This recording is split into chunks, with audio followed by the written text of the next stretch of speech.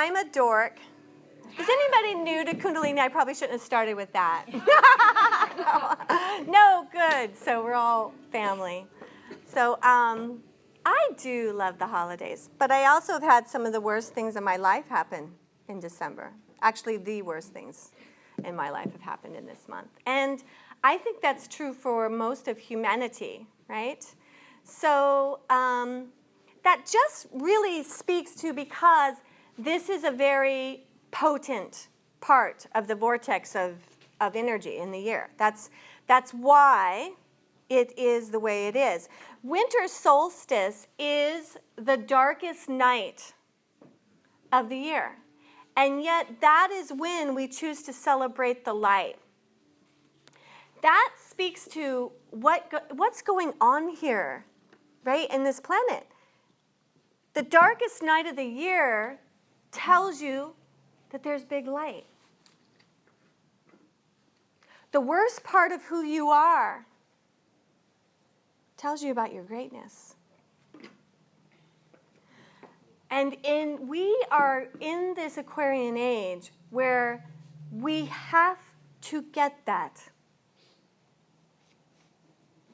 It's going to make forgiveness a whole lot easier if you get that, right? Because you know that the darkness births something beautiful.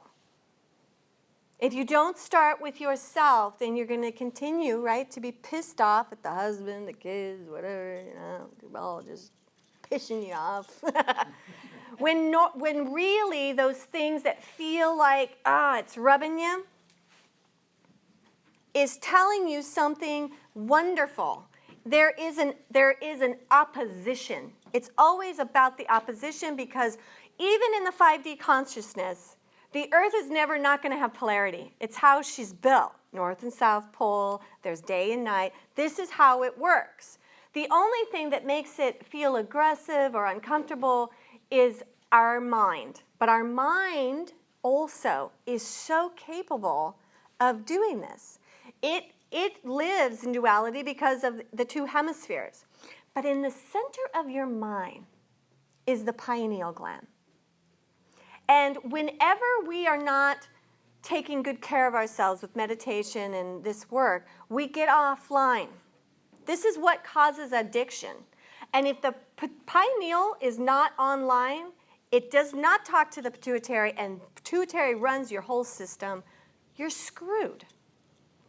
That's why addictions feel like, whatever they are, oh my God, I can't stop doing it. And it's the insidious ones that are the hugest ones.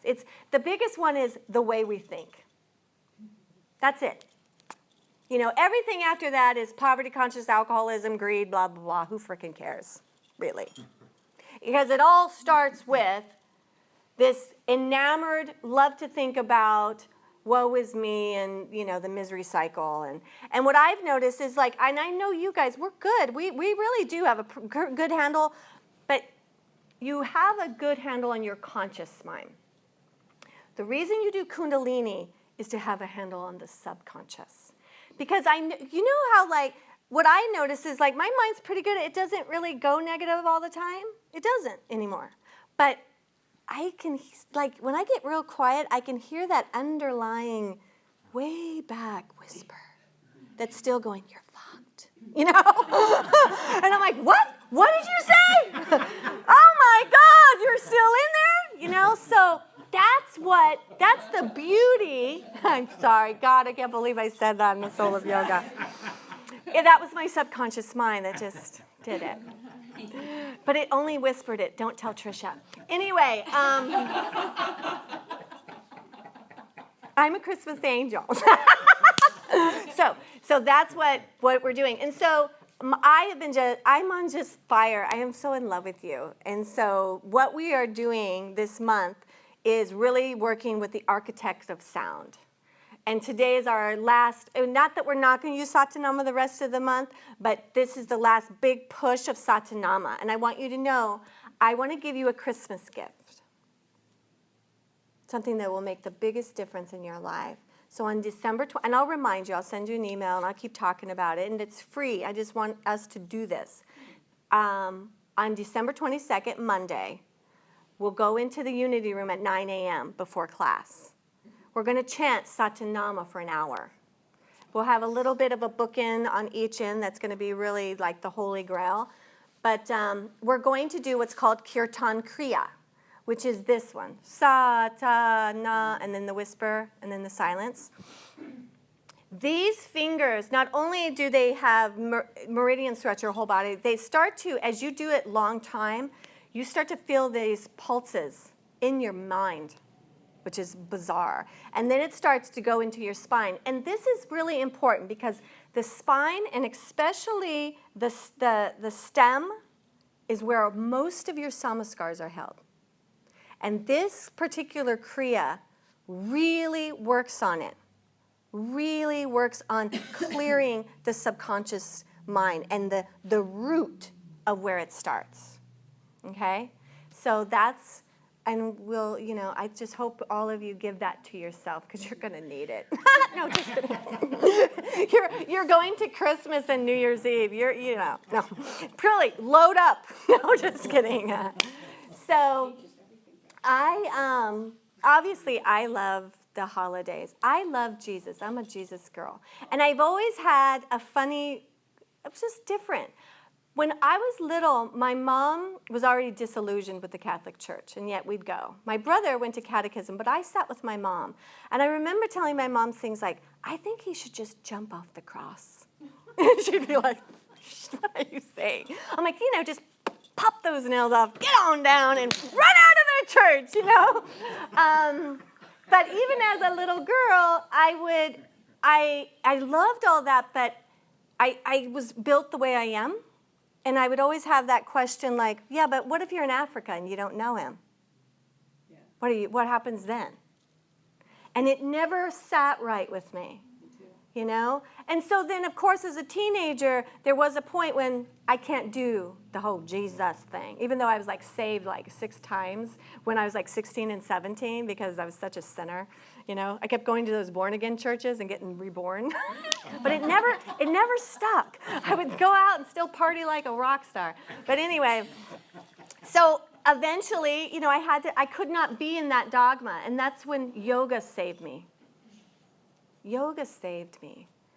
But I'll tell you, I was so disappointed when I went to the SRF church, right? I walk into the SRF, right dead center, there's Jesus and Krishna, and I'm like, dude, what are you doing here? I can't get away from you, you know?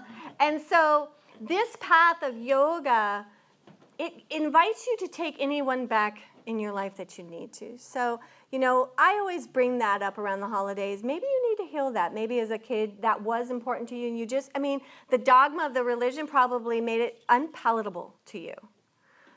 But what I love about Yogananda is he talks about the yogi that was Joshua ben Joseph. He talks about those 30 years that nobody in the West talks about when he went to India. You're some kind of avatar if you could go through the suffering he did. And some believe he lived through it. That's why he got up, is because he was a yogi can totally shut their heart and breath down. This, in the yogic religion, yogic tradition, Jesus went to Babaji, which is the main avatar of Yogananda. Babaji is an incarnation of the Krishna, and Babaji taught him how to be this consummate yogi. For me, the first time I read that, I just went, now you're making sense. Now I get this, you know? And no matter what is true, the whole invitation of all of that is we're all one. We all are all Jews. We are all Christians. We all love Allah. We're all of it. And they all speak of one thing, and it's unity and love. We don't have to fight another fight about it. And it's all so beautiful. And that's why at the beginning of December, I chose that we really deep into the sound current of Sa, Ta, Nam, Ma. As we move into the next week, we're going to really get into Guru Ram Das, because it's like this high alchemy Christ consciousness stuff. But Satanama is all you need, really. You know? Infinity, life, death, rebirth. You can't mispronounce it. In your spine, in your cells, you know what it means inside of you. And it works on you. The information about Satanama is just like, wow. And now, you know, from doing it for years, and I have avoided that mantra, but now I'm so into it, and I'm just like, it's good stuff. So let's use some of that power. I want to bring up Nicole, and I'm going to bring her up again during class. So Nicole's having surgery right now. So when we go into our meditation at the close, we're going to build energy like a prayer. We're going to be like a locomotive for her. All the vitality, all the love. We are in the surgical room with her right now. We are loving her and holding her up. And not only is she going to have surgery, but life has a gift for her. And we're going to hold space that she gets that gift, right? And so when we get to the end and we do our Satanama, just hold her right there. Every beat of it. Satanama. Her name is Ardas in Kundalini. Did you know that? Nicole is Ardas, which means prayer. And she is such a prayer. Nicole is the reason we have Kundalini at the Soul of Yoga. She came to Trisha 12 years ago or something and said, I'd like to teach this practice. Well, you know. And that was the beginning of all this beauty. So we want to hold her in so much love and gratitude during this class. Okay? I love you. Bring your hands into your heart. Take a deep breath. Breathe deeply in. And then sigh it out.